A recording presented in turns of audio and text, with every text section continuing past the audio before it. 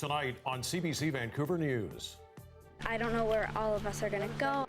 Up in smoke, a Kamloops elementary school destroyed by fire. Also, I knew that he was only going to get possibly 2 years. Is it what I wanted? No. Sucker punch sentence. The man who threw a deadly blow at a Burnaby Starbucks learns his fate. And even though I actually like being here, but it's not really making money. lamenting the loss of Vancouver's corner stores. This is CBC Vancouver News.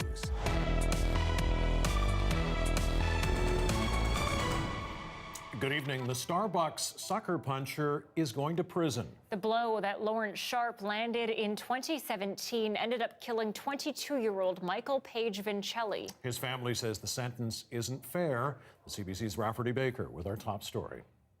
It's a case that defies any sense. An argument outside a Burnaby Starbucks ending in a single fatal blow. Michael Page Vincelli got into an argument with Lawrence Sharp's girlfriend. He then walked into the Starbucks where surveillance footage shows him eating a bag of chips as Sharp and his girlfriend enter. Sharp immediately walks up to him and gives what's described as a sucker punch. Page Vincelli fell to the ground. The court heard that he suffered a fractured skull and bleeding in his brain. He was soon declared brain dead and died in hospital 3 days later. His mother wept as Sharp was led out of the court in handcuffs. She said outside that her son may not have acted perfectly, but in her view, she hasn't seen justice in this case. What would you expect any mother, any victim who's lost anybody at any time? When you love somebody and you put your life and you do everything you can to protect them, and all of a sudden they take them away, and all of a sudden 2 years, and they want you to be okay with it? Sharp sat hunched over in the prisoner's box as BC Supreme Court Justice Mary Humphreys handed down his sentence. She said she's satisfied that he has shown remorse in this case and gave him 2 years plus 6 days in prison to ensure that he spends that time in a federal prison. He's also been given 2 years probation along with a number of other conditions. Rafferty Baker, CBC News, Vancouver. Well, it's a devastating start to the school year for students and teachers at a Kamloops elementary school. A fire has gutted the building, and now it's not clear where hundreds of kids will attend classes. The morning after fire tore through their building, parents, students, teachers take in the damage. I watched my grade 3 class burn down, and I just kind of wanted to come and see how it looked after. It's really sad. Like, I saw teachers crying. Quite devastating to a lot of students that went here. Built in 1960, Parkcrest Elementary is gone. Flames shot through the roof early yesterday evening. Thick black smoke could be seen from across the city. I'm in shock. I think I am like everyone else in this fine community. I'm absolutely devastated with what I see behind me. By dusk, at least one portion of the school collapsed, and today the building is reduced to this, closed indefinitely to more than 340 students. I don't know where all of us are going to go. I don't know if I get to see my friends again, and it's really sad and upsetting because we have a lot of memories there too. Yeah, It's my upsetting. cousins don't have a school now, so it's just, he was like sobbing and crying. The school district is working on short-term and long-term plans for students, and the province is promising to rebuild the school. In the meantime, whatever configuration is required, whether it's transportation to get to another school that they're going to use temporarily, or a space somewhere in the community, whether it's resources around replacing books and temporary library supplies. The fire is still smoldering, so investigators can't go in to determine the cause. And as the community waits for answers, it's trying to show support any way it can. Feel for the hours and hours of heart and love the teachers put into the school for our community, and it's just a huge loss. One man is dead. 2 others have been arrested after a shooting in South Surrey early this morning. Happened after midnight around the 1600 block of 160th Street. Police found a 46-year-old man who'd been shot inside a house. He later died. The victim and suspects do know each other, and police say a fight had broken out. The Integrated Homicide Investigation Team has now taken over that case. A 45-year-old man has been arrested and charged with a string of crimes in Burnaby, and police say it's the same man videotaped hurling racist, sexist comments on a transit bus. You should probably marry Jenny Ching or Jenny Kwan or Richie Kwok, math pro. Another passenger recorded part of his tirade. Mounties say they were called about 4 o'clock yesterday about a man who had racially abused and assaulted someone near Parker Street and Alpha Avenue. They arrested a suspect on Hastings Street. A liquor store employee then told them the same man had stolen booze from their shop. Soon after, police were told someone had recorded a man allegedly making racist comments on the bus earlier in the day. 45-year-old Raul Miguel Rubio Alabao is now charged with assault, mischief, theft, and uttering threats. Well, in trying to get more bikes and people on the Granville Bridge, the city is putting forward 6 redesign options. All of them include widening pedestrian and cycling lanes. A few options look at getting rid of a car lane in each direction. Another one includes building up 2 raised lanes in the middle of the bridge. Cost estimates range from $25 million to $55 million. Heard a lot of interest in, can we make this a great space for people to hang out, somewhere where people really feel really comfortable walking and cycling. There's a lot of opportunities with whichever option we move ahead with to really do iconic things. The city is now in the public consultation phase. Open houses and workshops will run throughout the month. Dozens of people who've been living in tents at Vancouver's Oppenheimer Park are now allowed to stay. The park board has voted against getting an injunction to force the campers out. Our Tina Lovegreen has been speaking with people at the park all day. Tina, what are you hearing? Well, Anita, Mike, people living here at Oppenheimer Park are pleased that they won't be forced to leave, that they can stay here for a few more days, weeks, or months, and hopefully be offered housing. Now, the people I spoke with earlier today said that they'd rather be housed, but what they've been offered are SROs. They don't try to have to find anybody apartment, like with their fridge and the stove, instead of a little SRO with just a little sink. And like Gary said, there's a lot of addicted people in a lot of the SRO, especially where we came from. You can smell it seeping under the door. You could smell the drugs. And it's hard when you don't do drugs.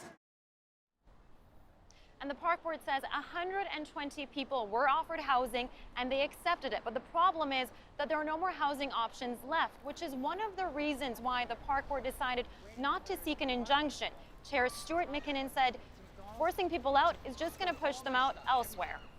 Simply taking people out of Oppenheimer Park will mean that they're going elsewhere. It doesn't mean that we've solved homelessness because they're not in Oppenheimer Park. They will be going onto the streets. They'll be going into parks in your neighborhood and my neighborhood. People need to sleep somewhere. So the park board chair is asking the city to put together a task force, and he's also calling on the provincial and federal governments to provide more housing. Okay, Tina, so what's the city saying about this?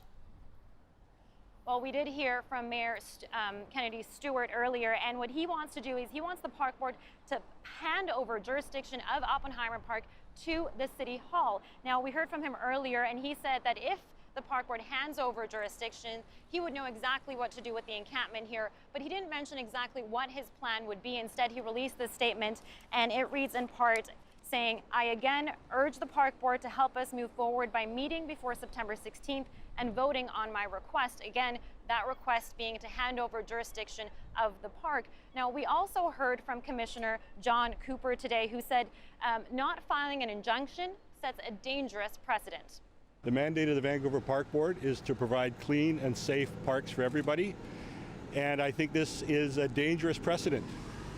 I think our parks will soon be occupied across the city, and I don't think that's what residents expect from their elected representatives in the park board.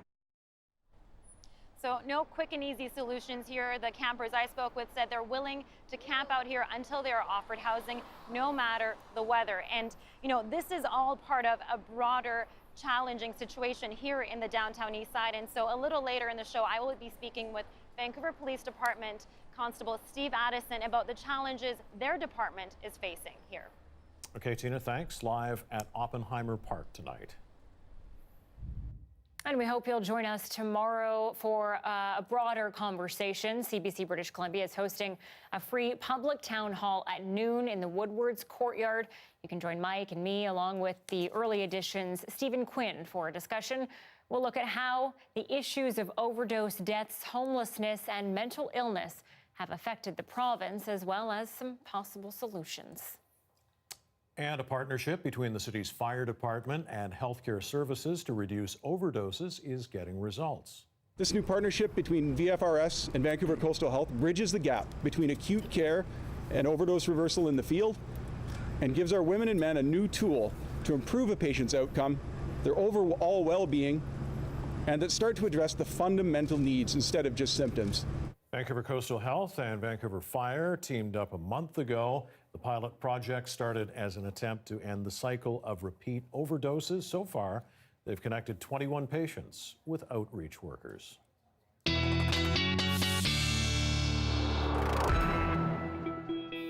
Well, Brett Sotterholm is here now with the first look at the weather, and I feel like we're getting an extended summer right now. Yeah, you could definitely say that, and especially today, kind of a nice way to finish off the week. We've seen temperatures actually at YVR going up to 27 degrees. Definitely not what you would normally associate with early September, but there is going to be a change. This weekend is going to be a bit of a transition. One of the things I did want to mention, though, even though it is just a regular weekend, we still have to be aware of the fact that if you're going to be going out and doing any sort of camping, the BC Fire Service really wants you to remember the fact that it is still quite dry out there. We haven't seen a drop of rain this entire week. So we have quite a lot of areas on the south coast that are basically at very high to extreme levels. Now, in terms of your forecast for the next 72 hours, we're expecting mainly clear skies tonight. Throughout the overnight period, if you are in Vancouver, 15 degrees is about as low as we're going to get to. But for Saturday, this is going to be our transition day. We're going to be largely cloudy. There could be a few sunny breaks toward the afternoon, but it's going to feel noticeably cooler. We're going to be going up to only about 22 degrees throughout the day. And then Sunday, this is when we're going to be seeing the return to some much needed rainfall. It's going to drop the temperatures even a bit further, probably only getting up to about 20 degrees throughout that day, but I wouldn't be surprised to see a few showers to both start and end the day. All right, thanks, Brett. You're welcome. Okay, if you are of a certain vintage, you just might remember running to the corner store to grab some milk, or maybe even a pack of cigarettes for mom and dad. It's true. Convenience stores have been a part of Vancouver's fabric for more than a century, but they are disappearing. As Jesse Johnston reports, as they vanish, the city's losing much more than a place to buy lottery tickets. It's that time of the morning when it still looks like night. And while the city snoozes, gets the passenger seat, Harry Ma holds court. I don't know what it is. Every morning, long before the sun comes up, the regulars here drink powerful coffee and I'll have to borrow Sue's night cream then. Solve the world's problems. It's a nice place just to stop for 5 or 10 and catch up with what's going on. Did he get all spiffed up? Hardly. Ma and his brothers took over their mother's store in 1989, and they have no plans of slowing down. We really haven't talked succession planning yet or anything like that, so it'll be ongoing for us for another few years or probably another decade or so at least. Business is steady, so McGill Grocery is a success story. But places like this are dying. In 2008, Vancouver issued more than 300 business licenses to convenience stores. By 2018, that number dropped to 226, largely because of high property taxes and zoning challenges. Any small business, I think, has a tough time, but if we could figure out how to keep stores like this and encourage more in the neighborhoods, I think we would be doing a very good thing for the life of the city. There you go. Thank you. Thank you. Have a good day. Yeah, you too. Floyd Wong needed a lot of encouraging when he and his wife bought Vernon Drive Grocery 17 years ago. She told me one day, Floyd, I'm going to buy a grocery store. And I said, what? A grocery store? And she said, then we came here, you know, and I looked at the store and I said, a store like this? Oh, no, no, no, no, no, no. Then she told against my wishes, she bought the store. Wong wound up behind the counter doing a job that he never wanted. But over time, he fell in love with it, which is why it was so hard to put the store up for sale. When property taxes are through the roof, it's tough to turn a profit. selling sandwiches and milk. Yeah, unfortunately, that's the reality of things. Even though I actually like being here, but it's not really making money. 25, Sam. At McGill Grocery, the regulars can count on morning coffee before sunrise for the foreseeable future. They're the lucky ones. Because at Floyd Wong's shop, like so many other corner stores, they're just waiting for the sun to set. Jesse Johnston, CBC News, Vancouver. Well, it's not just Vancouver. It's really happening all over the Lower Mainland. All over the place, yeah. And it's kind of sad. They've become really like gathering places. And, yeah, it's too bad. A lot of them are going. Just a reminder, you can watch this newscast and all of CBC's other award-winning content wherever you go by downloading the free CBC Gem app. Yes, and CBC Vancouver is also on Facebook, YouTube, and Instagram. Make sure you follow us on all of the platforms for extra content that you won't see right here on TV.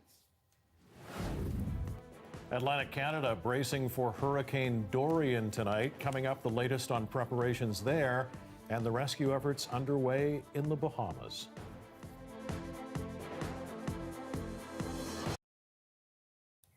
Good evening, and thanks so much for joining us online. We've got a bit of a funny story for our during our regularly scheduled TV commercial break.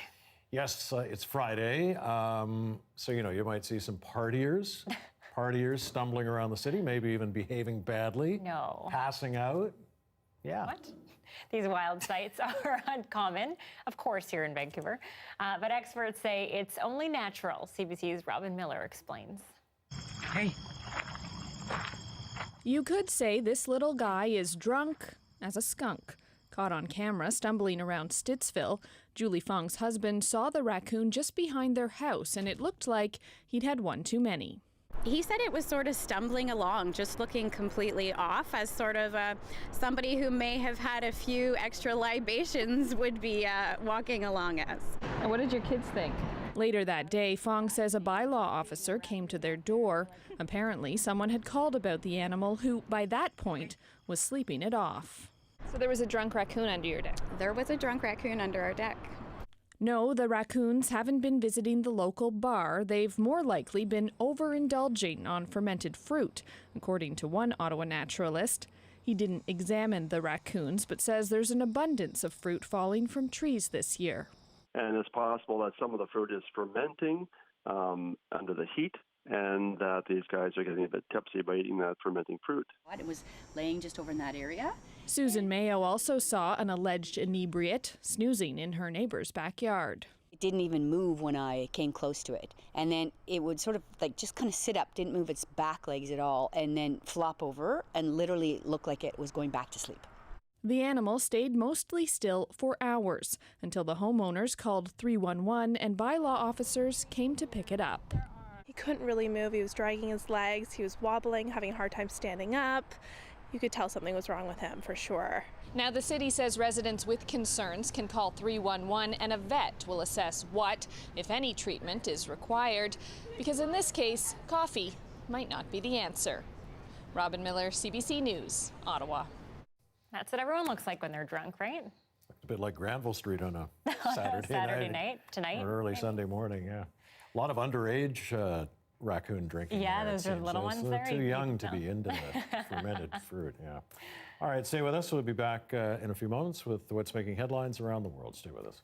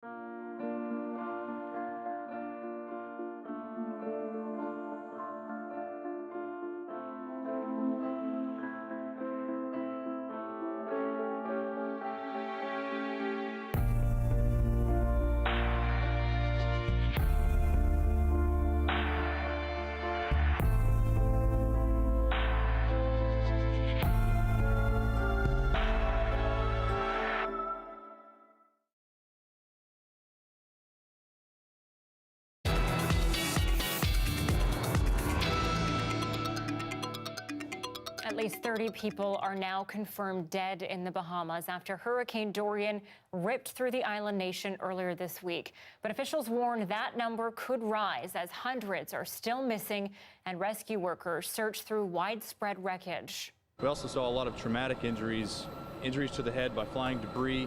People were crushed by cars, by buildings, multiple fractures to legs, any limbs, anything. It was bad. Emergency crews are digging through collapsed neighborhoods looking for victims. Aid agencies are delivering water and supplies to the hardest hit areas. An estimated 80,000 people need help, and 2 days of torrential rains and hurricane winds have left the country devastated. The Category 5 hurricane is the worst storm on record to hit the Bahamas. And in some of the hardest hit areas of the Bahamas, many residents have lost all their possessions, including their homes. Here's some of what they've come back to in their own words. I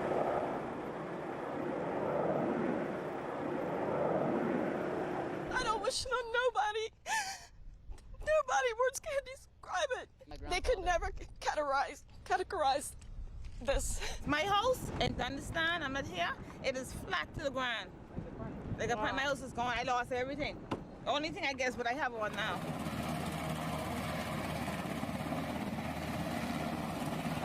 We're still seeing a lot of injuries that happened as a result of the strong winds during the hurricane.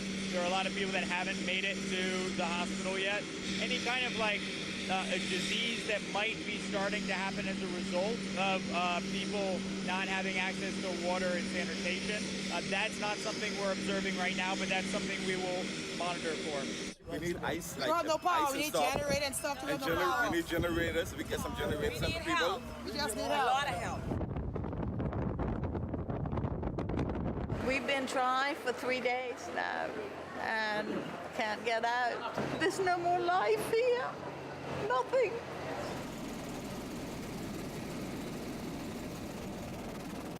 Now, Dorian's path shows it taking aim at Atlantic Canada this weekend. Well, much of the region is bracing for the storm to bring strong winds, heavy rains, and powerful storm surges. Nova Scotia is expected to take the brunt of it. As Shayna Luck reports, officials and local residents are taking urgent precautions. There's a river right there. See, that's Roger and Doug Bacon head out to survey their family dairy farm ahead of the storm. Between them, father and son have seen so many floods in their fields, they've lost count. And this picture was taken from right here where right where we're standing, this picture here. Their cows have been stranded before, but the big fear is a hurricane that would strand the people. And if that happens, how will you get out? You won't. You just won't. The rivers here rise and fall with the tide, while the grassy dikes hold back the ocean from the land. The people who live in this area will be the first to feel a flood, but they won't be the only ones. This is the Trans-Canada Highway. Just beyond it, the CN rail tracks. $50 million worth of trade goes through here every day. Hello. Just up the road, emergency official Mike Johnson has been spending his summer gathering contact information. His job is to prepare people in case of a sudden evacuation. So I'm collecting his phone numbers, names, addresses. Johnson doesn't check a home off his list until he has spoken to someone at their door. He plans to leave no one behind. Thank you. Thanks again. This area, this street going down is pretty much at the marsh level, which if the dike wasn't there, the water would be in here. This fall, a federal provincial project will begin to look for ways to top up the dikes and protect the area from a 100-year storm, but that will take years to complete. In the meantime, the Bacons watch the weather and hope the big one holds off. Well, all depends where the moon is, where the tide is, and how it all works, and what kind of storm surge we have, coming up the bay. Hurricane Dorian is expected to arrive here Saturday afternoon. Shayna Luck, CBC News, Amherst, Nova Scotia. And Brett is back with us now, tracking this again tonight. So all eyes really on the Maritimes now. Yeah, it's going to be a very different story in the Maritimes less than 24 hours from now. This is the projected track coming directly from the National Hurricane Center. You can see it actually goes through a forecasted intensification process. There's the potential for it to be coming onshore with winds of 160 kilometers an hour, and then it will be headed off to Newfoundland, the western portion of the island at least. The primary concern with this is undoubtedly the winds, and we have a fairly rare hurricane warning in effect right now for Halifax itself, including Cape Breton and all the way east out there. That only happens when winds are sustained at 120 kilometers an hour or greater. Take a look at some of these winds. This is what the models are putting out. By Saturday afternoon and evening, we could be seeing gusts well in excess of 130 kilometers an hour, and that will be the plan for Newfoundland as well by the time Sunday rolls around. In addition to that, storm surge up to a meter, rainfall amounts between 50 and 100 millimeters of rain, and we could see some waves actually reach 7 meters in height.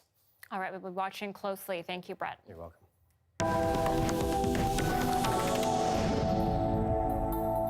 Well, despite government efforts to cool a tense situation, things remain on edge in Hong Kong tonight. Protesters trashed a subway station there overnight. It was an act of destruction aimed at disrupting traffic to the airport. Sasha Petrusik was there during a night of vandalism and violence. It wasn't supposed to be like this. Protesters filling the streets and taunting police, the police shooting back with rubber bullets. The concession by Hong Kong leader Carrie Lam this past week was supposed to leave most people satisfied. Does that change anything? Of course not. If anything, it makes it angrier than before. Why? Because we know it's a lie. It is a lie. She's trying to do something. She's trying to divide us, and we're not going to let that happen.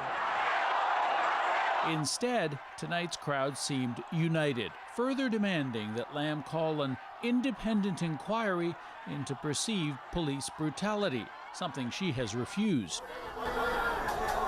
But the protesters refuse to forget this scene from last week, beatings in the subway by police looking for them.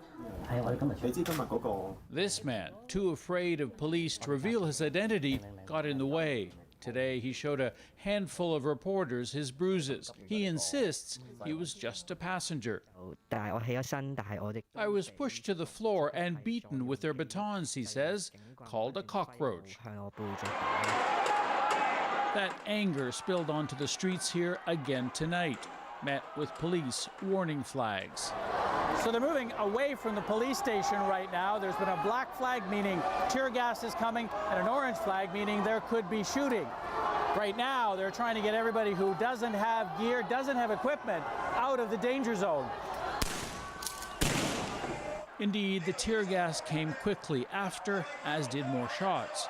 The police did manage to regain control of the streets, but as they left, jeers from bystanders showed they have not regained Hong Kong's respect. Sasha Petrusik, CBC News, Hong Kong. The controversial and longtime leader of Zimbabwe, Robert Mugabe, has died at 95 after battling ill health. He leaves behind a conflicted legacy right across Africa. He was a dictator to others. He was a hero to others. So he has done a lot for other people, but other people think he was a bad guy. So yeah, there is a different reactions to different people. Mugabe spent 37 years in power after fighting white minority rule and steering Zimbabwe to independence from Britain. But the liberator became a dictator, and later years of his rule saw the country fall into economic decline that was also marred by corruption and human rights violations. He was ousted in a coup in 2017. Coming up after the break, we take you back to the downtown Eastside for an interview with the VPD. Why the force says the neighborhood is getting more dangerous for officers and those who live there.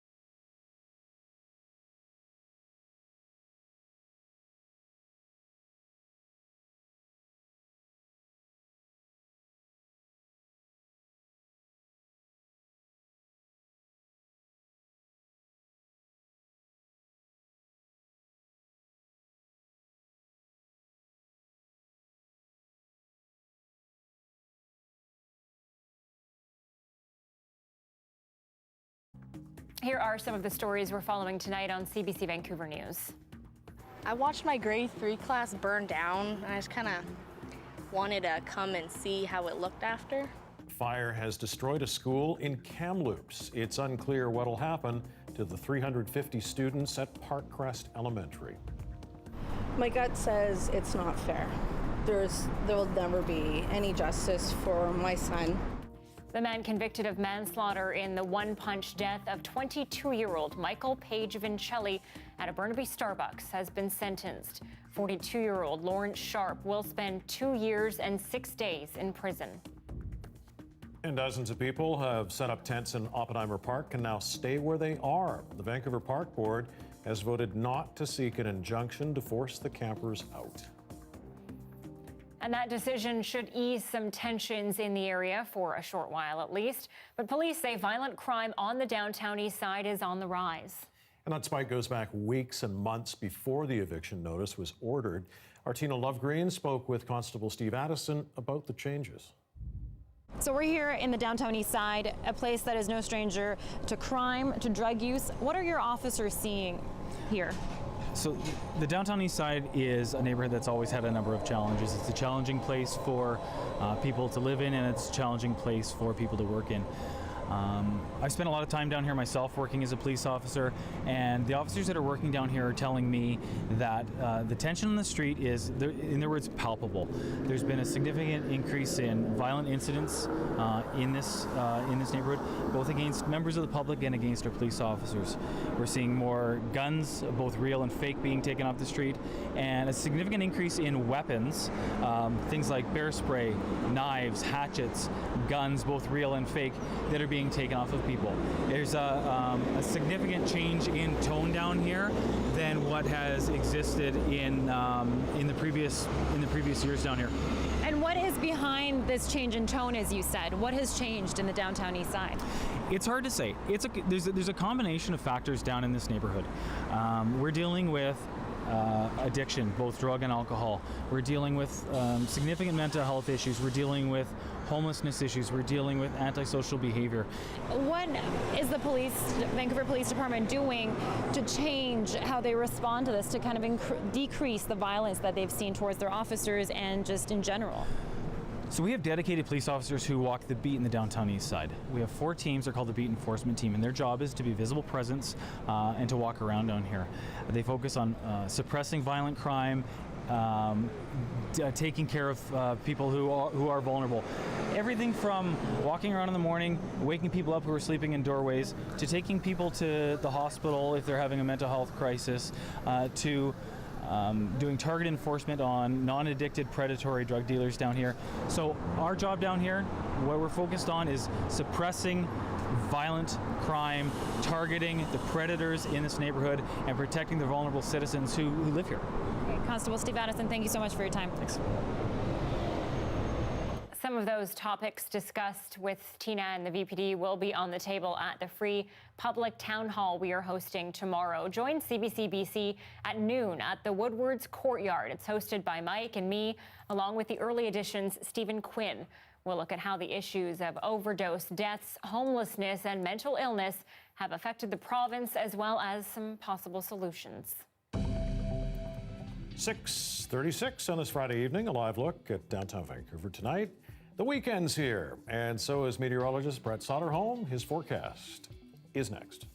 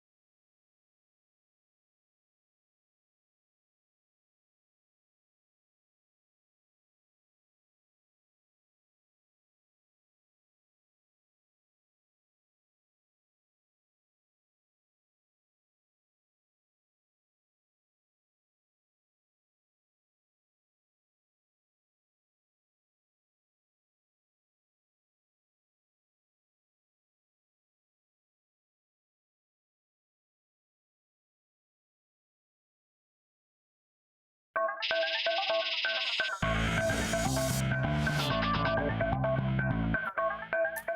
lot of people excited about this. A Canadian is just one win away from our country's first U.S. Open tennis title. Bianca Andreescu squares off tomorrow afternoon against one of the sport's greats, Serena Williams. Andreescu will be the first player to get that far in her debut since Venus Williams in 1997. Greg Ross is in Flushing Meadow to tee up the match.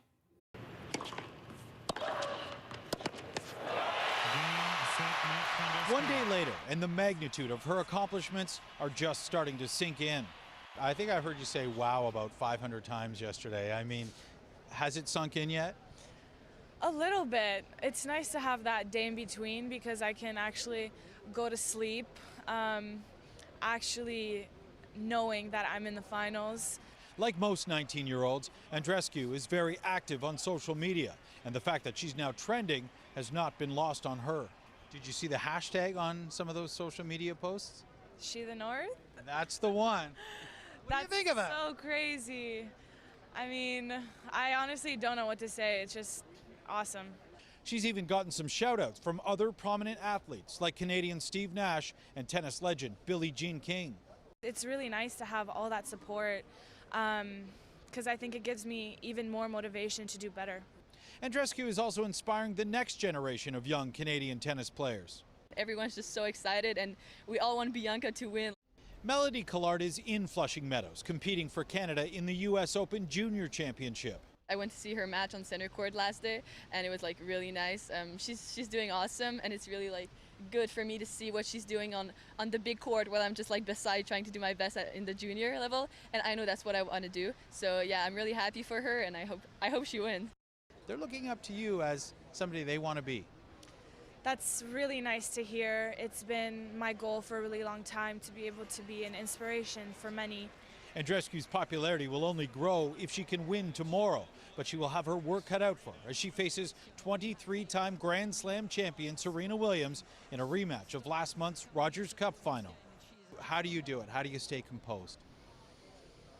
Well, I'm just gonna go into it. We'll try my best to go into it like every other match this tournament. I got a sense of how she plays a little bit in Toronto. I mean, it was very short-lived, 4 games, but I know how I'm going to feel before the match and even during. Obviously, different circumstances and a different environment. I know the crowd's going to be for her, so I'm going to try to block that out and just focus on myself.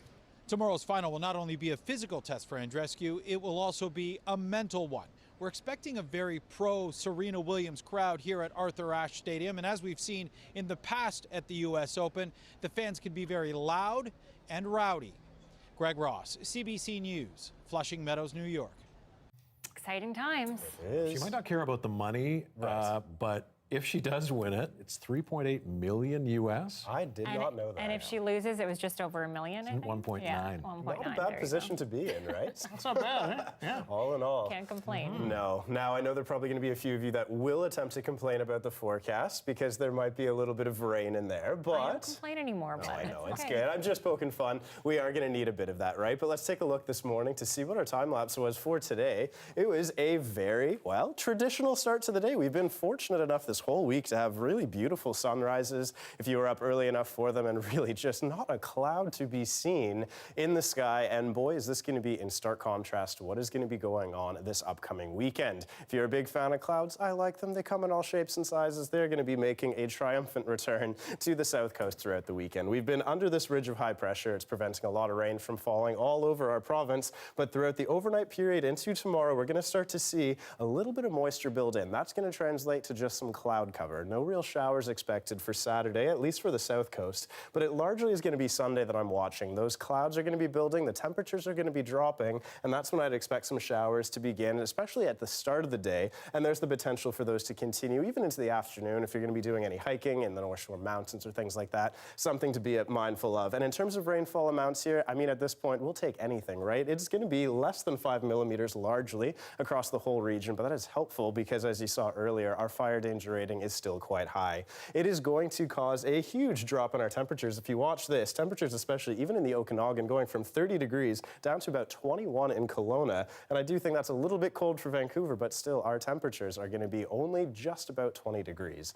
In terms of our 5-day forecast, what can we expect going through here? Well, as I mentioned, largely just this cloud story building in. Temperatures around seasonal, about 20 degrees or so.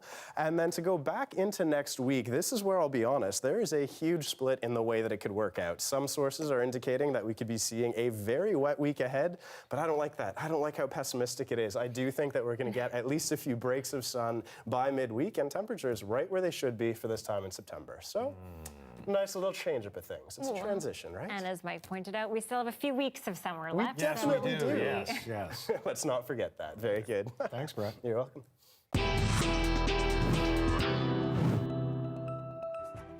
It's a landmark ruling that's going to potentially cost the Canadian government billions. Compensation for Indigenous children impacted by the Reserve Child Welfare System. The details are next.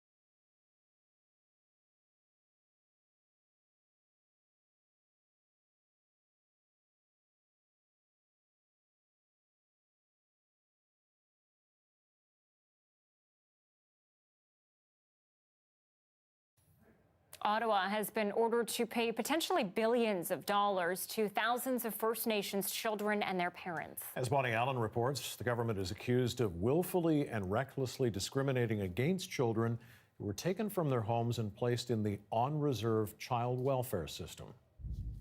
In this landmark decision, the Canadian Human Rights Tribunal orders the federal government to compensate any First Nations child who was living on reserve and was removed from his or her home after January 2006, no matter the reason. That could include up to 54,000 children caught up in the child welfare system, and each would receive $40,000. Cindy Blackstock has led the charge in this fight, which started 12 years ago. One of the primary findings the tribunal made is that Canada's discrimination against First Nations children is willful and reckless. And what that means is that they knew about it, they knew about the harms to these kids, they could have prevented it, and they chose not to do it. In its decision, the Human Rights Tribunal said no amount of compensation can ever recover what you have lost, the scars that are left on your souls, or the suffering that you have gone through as a result of racism, colonial practices, and discrimination. I think that this decision is a validation. Of course, it feels bittersweet to me because I know there's so many kids that didn't make it out of the system. They didn't make it out of the 25 foster homes. You know, they died of suicide or accidental overdose or homicide. Parents and grandparents may also be entitled to this money, but only if their child was removed due to poverty, lack of housing, or substance abuse.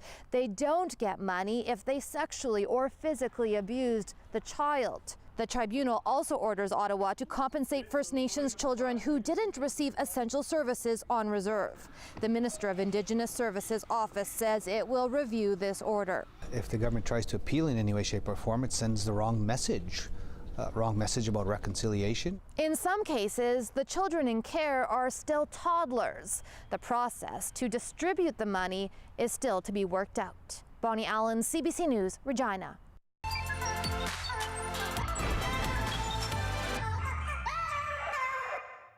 Stuart Gillies is a recent arrival from the UK. He's a filmmaker who's passionate about the art.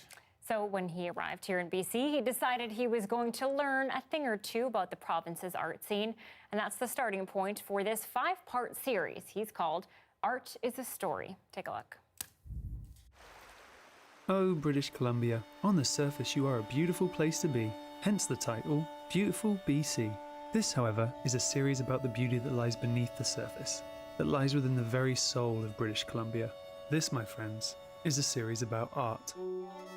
Now you may be asking yourself why the bloody hell a British guy would be telling you about your world here in Canada. But we'll talk about me in a minute. This series' aim is to be an introduction, an education and an exploration into the importance of art and how easily accessible our art history is here in BC. Okay, so let me introduce myself. My name's Stuart, and about a year ago my wife Angie and I had a baby. Baby girl, what's this face? As newbies to Canada, and as a new father, I feel the need to explore the stories that surround the place my family and I call home. Hi, it's ready to go. Ready to go. Focus is good. I'm trying to get you in focus. You're too cute. For the next 10 days, I'm going to leave behind my family, take my camera and a small film crew, to be led on a journey with a wonderful Canadian art guru called Paul. I'm going to miss you. Kiss for Dad. I love you. Are you filming it? Oh my God. Okay, so the journey begins. We're on our way to Penticton to see Paul Crawford, who is my guru for this trip. This is our guide, our person to show me the way into Canadian culture. He is a very good person to speak to about this kind of stuff, because wait till you see his house. Wait till you see where this man lives. It is consumed by art. How do I see Paul? I would tell you that's a pretty complex question. It would be hard. You have to meet him. That's it. You have to meet him. Well, he's my husband. He is one passionate person about wanting to give everybody an experience of art. The man is just a buzz and a go all the time. He's just like, go, go, go, and he's always got words of encouragement. I see Paul as a mentor to many, and he has done so much for the city of Penticton. Do you remember the first time you went to his house? It was madness. There was no wall space. It was all art.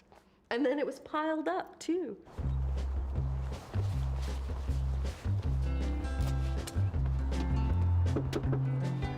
Hey, Stuart, welcome.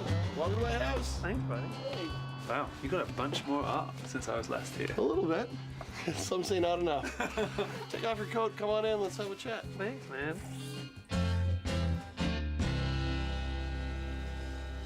Paul Crawford, well, thank you very much for letting me into your house. This is fantastic. Well, thanks for coming. I'm glad to be able to share part of my story with you. It's funny how when you come in, even though I've been here before, it feels like there's always something new to observe and look at and enjoy. Well, I try to, move things around as best I can. Everything here has a great story, and it's something I really value.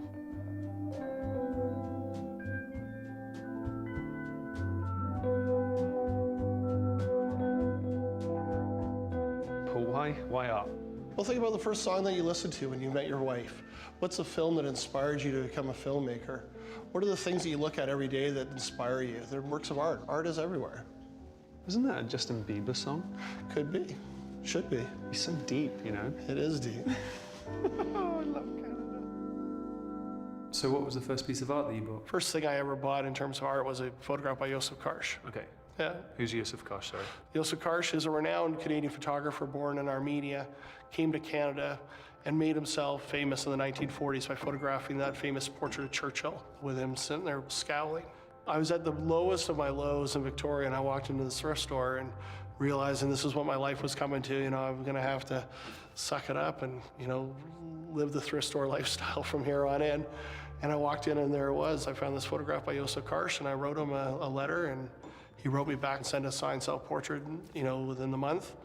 And then I thought, wow, if this guy's willing to take the time to write back to me, that's pretty cool. And then from every piece of art I bought, I just would instinctively reach out and find out who the artist was and research them. And if they were dead, then I'd find someone that they knew and meet them and learn the story of the work that I had and the people that they knew. And it's taken me on a 20-year journey.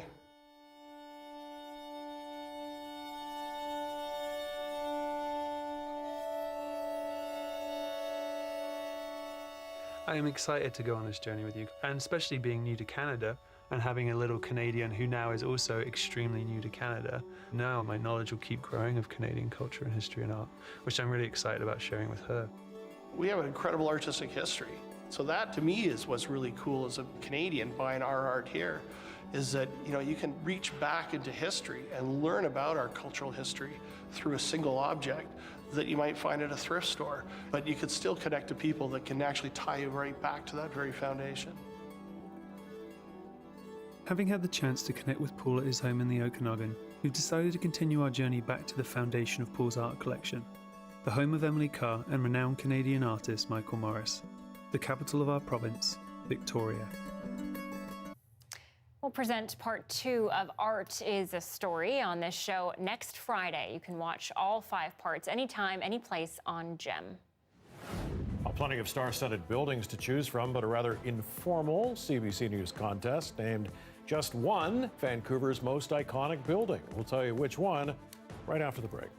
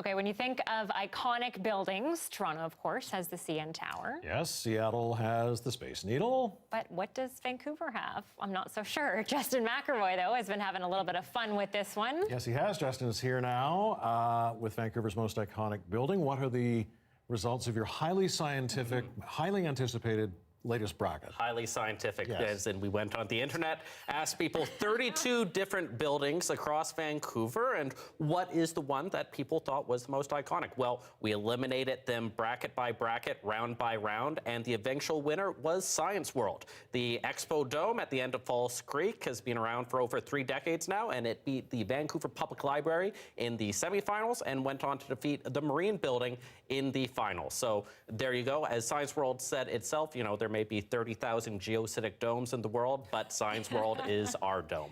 I'm not surprised by that. Science World's kind of the one I think of. Sure. Yeah. Justin, any surprise takeaways from this bracket? Well, one of them was just how much people love the Vancouver specials these days. Remember, they grew like weeds in this city from the 1960s to the 1980s. At the time, many people thought they were reviled. Coming back in style, whether ironically or unironically, people enjoying them a little bit more. That finished 6th place overall, defeating even the Hotel Vancouver. Wow. So the iconic, the Vancouver specials, the actual homes themselves. The homes themselves. 6th. Yeah, people just love something about that stucco and bay window and patio that leads to nowhere. People really seem to enjoy these days. Definitely says Vancouver. All right, good poll. Thanks, Justin. Thanks, Mike. That is it for our show tonight. Hope you have a wonderful weekend.